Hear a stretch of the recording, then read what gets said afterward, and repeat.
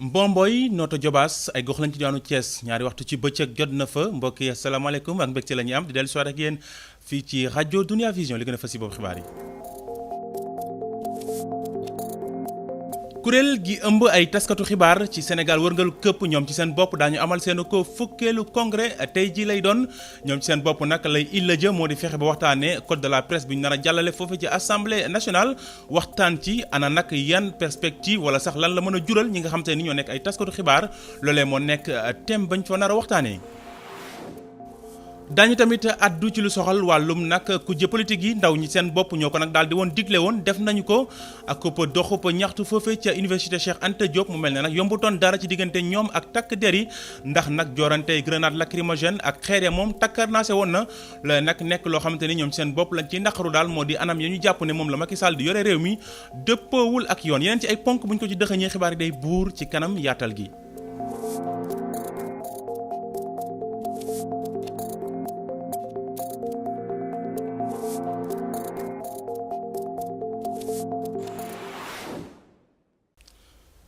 jërë ngeen jëf mbokk yi dal nag jàmm ci seen jootaay xibaaru digg njolloor gi ni leen ko junjee woon ca bopp xibaare dañ koy nag daal di ubbee ak li daal di rek soxal ak fukkeelu congrès boo xamante ne nii kuréel gi ëmb ay kàngam ci wàllum taskatu xibaar ci Sénégal wërngal këpp ñoo koy daal di amal boobu leen daje nag lay illa jë moo di nag fexe ba waxtaanee rek code de la presse bu yees ba ñu nar a amal ba ñu nar a jàllale foofu ca assemblée nationale ñoom ci seen bopp nag la ñu bëgg rek moo di xam daal yan mujjantal la nar a andil ñi nga xamante ne ñoo nekk ay taskatu xibaar waa SYNPICS nekk nag kuréel goo nga xamante ni day rek daal di xeex lépp lu jëm ci wàllum àq ak yelleefu waykat taskatu xibaar yi mu mel ne nag am na yenn ci ay journalistes yu leen di joxar beek joxoñ baaraamu tuuma di xam ne ñoom ci boppam bopp taxawuñ fi defuñ lenn li nga xamante ne mu nekk seen liggéey bu fekkee nag defuñ li nga xamante ne moom la ñu war a def ñoom ci seen bopp daañu rek taxawal beneen kuréel goo xamante ne nii lay illa ji wala la koy tax a jóg rek moo di fexe ba xeex lépp lu jëm ci wàllum àq ak yelleefu taskatu xibaar yi ba ñuy nasaka nocci suñu ndaw Adama Biteye ak Lamine Salam te wute wuñ ko woon. dàqin wu ñaaw wala sax ay contrat yu ñu dakkal taskatu xibaar yi di faral di jànkonteel li ni mel mu mel ni kat kuréel gi leen boot te nekkal leen fii taxawul benn yoon ci ay wareefam. intérêt jeune reporter yi lu am solo la ñoom ñooy def liggéey bi ñooy nekk ci terrain bi di reyante di liggéey mais est-ce que ci wàllu payoor ci wàllu traitement bi ñu leen war a jox est-ce que sentir nañ loolu question la est-ce que SYNPICS jóg na ci loolu syndicat la bu fekkee ni mënoo doo loolu je me demande finalement à quoi ça sert code de la presse bi ñuy wax noonu ba léegi nii amul décret d'application kenn gisu ko te d'ailleurs même bu ñu amoon décret d'application est-ce que tey patron de presse yi mun nañ leen pousser ñu appliquer bu ñu sukkandikoo ci njiital convention des jeunes reporters bu Sénégal bu dee am na sax ay taskatu xibaar yu ñu fi nekkal ñi féetee ci public bi la waaye kat ñi fare ci privé bi dañ leen rek dal di seetaan. ci taskatu xibaar yi nga xam ne dañuy ñëw ci ñun di joytu ñi ëpp ci ñoom nekkuñu ci public bi ci privé bi la ñu nekk donc loolu li muy tekki moo di ne syndicat bi moom journalistes yi nekk ci public bi muy RTS muy Soleil muy APS ñoom la ñuy gën a taxaw ñoom la ñuy gën a défendre que yeneen journalistes yi nga xam ne ñoo nekk ci secteur privé bi journalistes yi nekk ci presse privée bi sentiruñ ne ñi ngi leen di taxaw dëggantaan bu ñu amee jafe-jafe ak seen kërub liggéeyukaay. ca noonee nag ñu am njortu ni beneen syndicat mën na juddu bu li ni mel dakkulee. kii ñëw lu ma jàpp mooy dafa war a dëgëral loolu ñu dugg ci application bu ko géré wul je te dis ça va être très compliqué j'ai peur que après jeunes reporters yi dem ba benn moment comme ni ñu amee la convention des jeunes reporters ñuy dem ba am seen syndicat bopp. man du ma jaaxal bu fi amee journaliste yu jug ne dañuy taxawal un deuxième syndicat loolu moom nañ ko xam bu baax a baax taxawaay bi nga xam ne SYNPICS moom la war a am bis bu ko amul beneen deuxième syndicat dina judd ci presse bi pour maanaam mën a taxawu journalistes yi nga xamante ne en tout cas sentiruñ seen bopp ci SYNPICS wala boog yëguñu ne syndicat bi nga xamante ne am na ci presse bi mi ngi leen di jàppale di leen dooleel di leen xeexal di leen gunge. mu doon ab situation bu metti lool te yàgg sax ci yile taskatu xibaar ba tax na ñu am yaakaar ni ci fukkeeli congrès SYNPICS bi war na ñoo mën a am njiit lu yees bu leen di jéem a fajal li nga xamante ni moo di seen aajo. jaajëfal ko bu baax a baax moom Adam Biteye buñ ci jógee dañuy nag ubbi geneen xët mu juñoon leen ko ci bopp xibaar yi mu soxal wàllum nag ndaw yi bokk ci kujje politique gi ñoom ñoo ko diggee woon def nañ ko démb waaye nag amutoon ci ay anam yu yomb dara ndax ñoom ci seen digganteeg tàngoon na lool takarnaas ay nag jorante grenade lacrymogène ak nag ay xeer mu mel ne nag loolee taggat tembe woon na lool dem beeg dikk ba foofee ci avenue Cheikh Anta Diop ba ñu nag amal seen i jorante grenade lacrymogène ak xeer yooyee suñu ndaw Abdoulaye Ndiaye wutewu ko woon.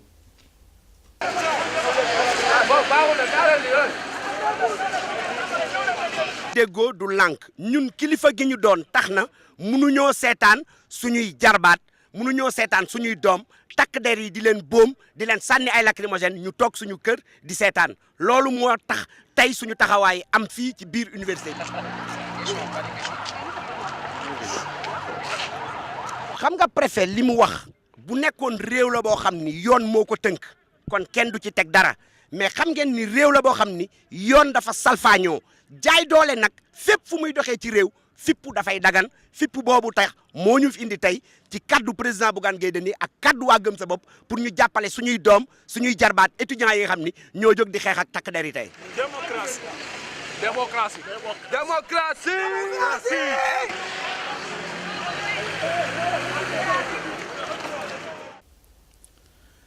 ñu jaajëfal ko bu baax a baax moom Abdoulaye Ndiaye mi ñu taataanal yooyu lee kaddu ci ñenn ñoo xamante ni fekkee woon nañ lu ni mel bu ñu ca jógee dañuy nag ubbi geneen xët mu jëm nag ci wàllum vidéo bi nga xamante ni daal nemmeeku nañ ko ci l'internet bi ñu gis ko mu nekk ay ndongo yoo xamante ni dañoo nekk ci seen i classe seen i maître da leen di laaj nag ànd ci diggante Macky Sall ak nag Ousmane Sonko kan ngeen ca àndal kan ngeen ca faral loole nag nekk loo xamante ni. kii di secrétaire général loolu ñu dupp kuréel googa ñu duppee SAEMS moom ca boppam naqaru na ko lool ndax moom la mu jàpp rek moo di yenn vidéo yi daal taskatu xibaar yi waruñu koo jàllale ci rek l'internet bi ngir daal di am buzz bu dee nag li soxal kii di Ahmed Suzanne Camara moom ci boppam la mu xam ne rek moo di daal loolee ku jën njàkk rek mooy ñi nga xam te ñoo nekk ay ñooñu Ousmane Sonko ñu teewlu ci sunu ndaw Philomentine. mu doon dëgg wala ay caaxaan vidéo bi ñu filmé ci benn classe nag ñenn ñaa ngi ci àddu bu ñu sukkandikoo ci secrétaire général bu SAEMS li mu xamle moom mooy li ci nekk mënula xewee ci benn classe fii ci Sénégal. waaw vidéo bi man dama considérer d'abord que xool naa vidéo bi mais li ma ci gis rek mooy gëmuma ni classe la. mën naa jël classe quelque part nekk sur le champ politique me regrouper des enfants des élèves.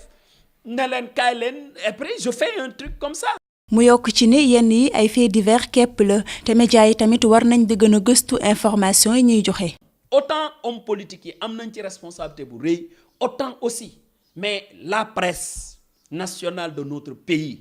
war na reconsidérer certaines positions mënuñu nangu tey ñu ne rek le fait est là on le présente et le commentaire est libre. mais attention il faudrait que presse bi fàttaliku ni du lu ñëw rek amal leen solo. kii di secrétaire général bu SEP li muy xamle rek moom mooy jàngalekat bu bokk ci camp Ousmane Sonko rek moo mën a def lu ni mel. mais lii ku ko xool xam ne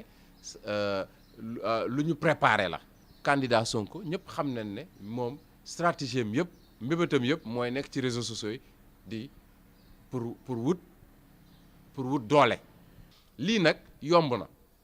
man jàngalekat la ay jàngalekatu Madické mën nañ ko def jàngalekatu PUR El Hadj Sall mën nañ ko def jàngalekatu Idrissa Seck mën nañ ko def donc lii amul benn njëriñ mais du yoon du dëgg du yoon. mu yokk ci ne Ousmane Sonko ci internet bi ak réseaux sociaux yi rek la yaakaar ngir fës. ñii naxaate di def ay vidéo di nekk ci réseaux sociaux yi réseaux sociaux benn nit mën na nekk fukki nit di tontu di wax.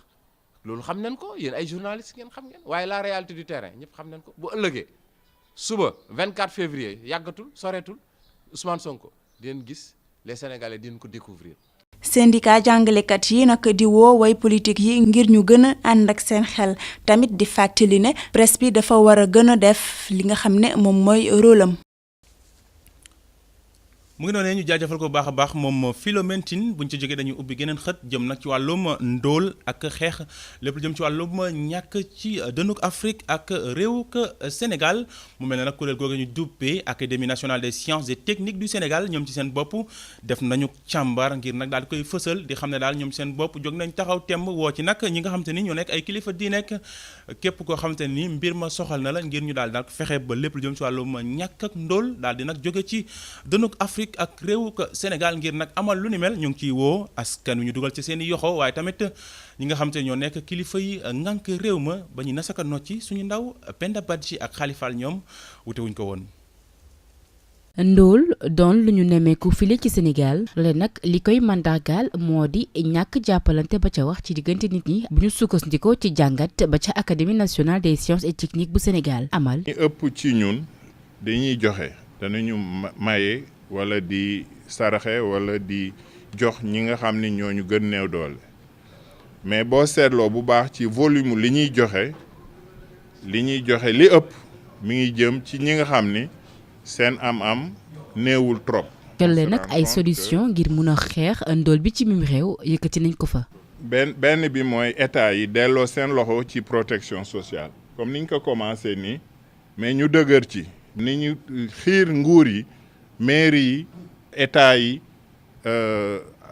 ONG yi acteurs de développement yi ñu jàpp ci mbirum protection sociale. jàppalante ci wàllub diine gi ak it ci biir njaboot gi nag bokk na ci facteur yu am solo yi nga xamante ni rek buñ koy amal mun nañoo xeex bu baax bi lépp ndóol. te suñu gëstu bi dafa wane ni ci association yi nit ñi bokk yëpp bi ci jiitu mooy association religieuse maanaam yi nga xam ni diine moo ko lal. mais aussi famille yi. rôle yi ñuy jouer pour le développement de nos sociétés ndax famille dafa nekk cadre sécuritaire boo xam ni solidarité am na ci mais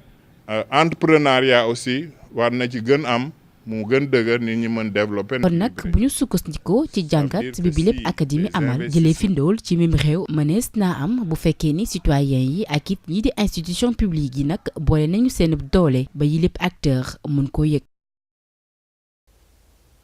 Penda Badji bu ñu fa jógee dañaan caw dem ba ca assemblée nationale wax nag ci ak watub loi bu yees numéro 24 jëm nag ci yorinu atum 2017 ak nag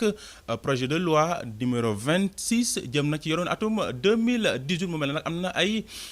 gàkk-gàkk yoo xamante ne ni nemmeeku nañ ko fa loolu nag la ko yëkkati moo di Cour des comptes donte ne sax am na gàkk-gàkk yu ñu ca daal di yëkkati kii di jëw ni ñu gàll lépp jëm ci wàllum koppar ak koom ci biir réew mi Amadou Ba moom la mu jàpp rek moo di mbir ma daal amal nañ ko ci anam yoo xamante ne nii daal kenn amul loo cay sikki sàkka suñu ndaw mu ngi woon foofee ci assemblée nationale Safiatou Koli ak Omar Niang. gannaaw bi ñu amalee ay waxtaan yu yaa mu am ay xëccoo ci seen biir député yi nag daal di neen voté ñaari projet de loi yi nga xamante ni ministère des finances jagleel na leen ko. benn la tey ci Sénégal benn ci Afrique ci UEMOA. gouvernement andi ci kanamu assemblée budget bi nga xam ni moom la exécuté at bi wees. loi bi bokk na ci loi yi nga xam ne en termes de transparence bokk na ci loi yi gën a évoluer. ci rapport bu loi des finances bu 2019 ñetti recommandation le Cour des comptes jox ministère des finances waaye Amadou Ba dellu di xamle ni rek lenn rek lu jaarul yoon amu ci. dañoo jël dossier yi jébbal Cour des comptes ñoom ñu xool convoqué ñu dem fa au mois de septembre ñu ne ñu lii baax na lii bu ñu sayoon ngeen gën ko jubbanti mais li ma bëgg a wax mooy Cour des comptes dafa ne ci exécution budget 2017 gisu ci li tax mu war a wax ni gouvernement bi doxul yoon gisu ko moo tax mu jox ñu quitus Cour des comptes nag kenn moomu leen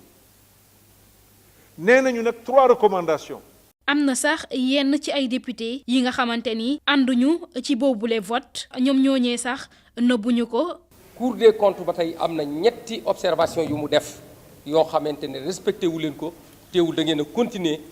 indi règlement bi fii pour jàllale ko. lii nga xamante ni moom ngeen indi ñun duñ ko mën a wate ndax dara leeru si. ci gestion bu 2017 résultat yu ci soxeeku daanaka baax na donte ni sax nemmeeku neen ci yenn mbir yu ci leerul waaye lu ñuy xaar ci ministère bu yor wàllum finance mooy rekk mu jéem a defaraat taxawaayam ngir rekk mu mën a sàlloog lii di transparence ci wàllum gestion budgétaire bu dëkk bi. Safietou Coly cant ak ngërëm ñel na la bu ñu ca jógee dañuy nag wax ci leneen lu soxal ak projet bu yees boobee projet nag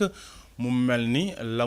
ko tax a jóg moo di fexe daal ba suqali waaye tamit joyanti la ñu duppee commune bu Patte d'Oie fexe nag ba def ay espace vert maanaam ay barab yoo xamante ni nit ña daañ fa mën a njëw feexlu bu ko defee waxtaan mu mel ne nag boobule projet moom ñu ngi ci lëkkaloo ak nag ministère bu jëm ci wàllum renouveau urbain la ñu xam la si met ñooñ nga xamante ni ñoo ëmb boobule projet leneen moo di boobule projet dina fexe rek ba ndaw ñi ci seen bopp daañu mën a am xëy seen loolee nga xamante ne moo nekk ndaje ba ñu ko doon lancé suñu ndaw mu di Maymuna Ñaan ak Njaga Sow moom wute wuñ ko woon. teg xeer bu njëkk bi di firndeel liggéey bi door na boobule liggéey sax ñu daal di koy jagleel projet boobu ñu tuddee rénovation urbaine ville verte nga xam ne fas yéene nañ ko amal parking bu jàkkaarloog centre de santé bi di Nabil Choucair nekk ci Patte d'Oie. ni fii aménagement paysager bi ñu fi bëgg a def dafa nekk loo xam ne dafay améliorer cadre de vie bi te jàpp nañu ne tey jii ci loolu la ñu toll fexe ba ñii nga xam ne dañuy dox seen soxla ñu mën ko dox fexe ba ñi nga xamante ne aussi dañuy ambulant wala ñu koy def ci anam bu gën a rafet. yooyu la liggéey sax ñu nan ko amal ci juróom benn weer ñi ci dugal seen xaalis moo di nguurub Sénégal ak commune bu Patte d'Oie ba tax na ministère bu yor cadre de vie di wax ni kon daañu jël seen bépp matuwaay ngir mën a gunge boobu lépp projet. cadre de vie dafay sawaral nit cadre de vie dafa am solo xëy suba teel gis lu vert génn ak sa njaboot nekk ci ay place toog daa yokk sécurité daa yokk dignité nit sax. loolu lañ bëgg a atténuer mënuñ def lépp en même temps mais dañ ci jéem lu bari.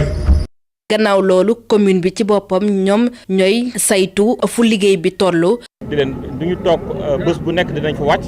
fexe ba ñun itam nekk ak foofu ak ambulants yi fexe ba sensibiliser leen pour ñu wàcc moom ndax waa pont bi pour piétons yi la dem ak ñëw mënuñ ko utiliser pour seen i mbiru bopp pour seen soxla bopp bu ñu bëggee jaay dañu war a dem ci marché yi wala ci secteur yi nga xam ne noonu lañ ko dëjee. maire bu Patte d'Oie di Banda Diop nga xam ne kon dafa dakkaloon bépp activité am ci coalition taxawu Sénégal moom sax mu ne bëggul yéey yàbbi lu jëm ci présidentielle bi waaye mu cay yokk ni dina amal janook taskatu xibaar yi fan yi lool yi dina mën a tax ñëpp xam kan mooy nekk candidat wam ci élection bi. Maymuna Ñaan jaajëfal bu baax a baax ñu wax nag ci élément bu mujj bi buur bi la jotay xibaar mu soxal wàllum tàggat yaram mu soxal nag loolee nga xamante ne mu nekk ak match bu nar a dox ci diggante Géejawaay ak nag Jaraaf bu Médina loolee nag soxal loolu ñu duppee ay nag 32e de finale ci wàllum coupe du Sénégal boobu le tirage mu mel ne nag loolu ñu duppee fédération sénégalaise de football ñoo ko amaloon mu mel ne nag match yooyu ñoo ngi ko nag waajal ci rek weeru février bi nga xamante ni moom la ñu dëgmal te weeru février moom ku ko wax rek wax ci rek élection présidentielle yi nga xamante ne ni moom la ñu dëgmal askan wi nag di ci xalaat ak rek fitna ci loolee moo waral ñuy woon nag gouvernement bi ñu daal ci andi kaaraange ba mu mot sëkk suñu ndaw Omar Danso teewoon na fa. ci boobu le 32e de finale coupe du Sénégal daanaka amul choc waaye dina am derby diggante Guédiawaye FC ak Jaraaf de Dakar. matchu Guédiawaye Jaraaf ay match yu neex lay doon quoi et am nañ yaakaar ne match bu neex la léegi nag ñun tamit Jaraaf dinañ jël match bi ni ñu ko war a jëlee ginnaaw xam nañu li ñuy xaar pour mun a yegg prochain tour bi mooy gagner match bi incha allah rabi préparer match bi jéem ko gagner et puis jéem a dem prochain tour. lu toll ci 64 équipes ñoo war a bokk ci compétition bi secrétaire général adjoint bu fédération sénégalaise de football dafa daal di dellu si ci règlement boobu le tournoi. dafa am ñaari point yu am importance mooy. équipe bu njëkk a génn mooy recevoir naatangoom beneen bi mooy bu fekkee ne équipe yi ñaari division moo leen séparé donc dañuy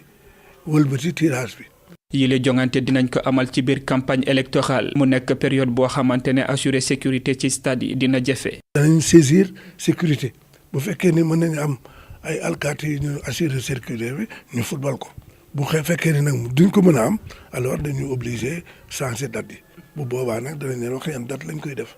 mais sécurité moom il faut mu am pour ñu mën a jouer football. yile 32e de finale coupe du Sénégal dinañ ko amal juróom-benn fan ak juróom-ñaari fan ci weeri février bi ñu dëngmal. jaajëfal ko bu baax a baax moom Omar Danso sa élément boobee nga xamante ni moo jëm ci wàllum nag tàggat yaram mooy buur bi la jotaay xibaar jaajëfal leen ci teewlu bi ab banta ab faga xibaar yi buur na juróom-ñaari waxtu ci ngoon rédaction bu RDV dina fi ñëwaat ngir jukki leen ci li fi gën a fës ci wàllum xibaar ci kàllaamay tubaab nasaraan lay doon waaye laataa loole di leen ñaanal kenn dal ak jàmm te di ko sàkku ci yéen bu leen toxal li gën a neex mu ngi ñëw alhamdulilah.